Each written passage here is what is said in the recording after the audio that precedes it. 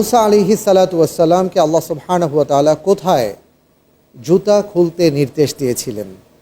এ তুর পাহাড়ে, বি তুয়া উপত্যকায়, সি সমুদ্র পার হবার সময়, ডি বাইতুল মুকাদ্দাসে।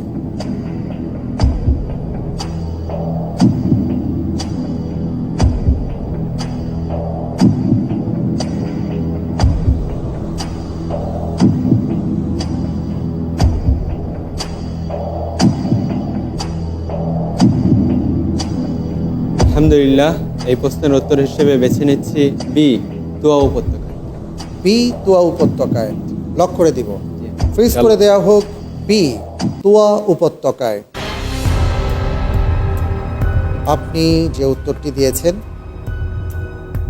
মুসা আলাইহিস সালাতু ওয়াস সালামকে আল্লাহ সুবহানাহু ওয়া তাআলা পাদুকা খুলতে নির্দেশ দেন তুয়া উপত্যকায়,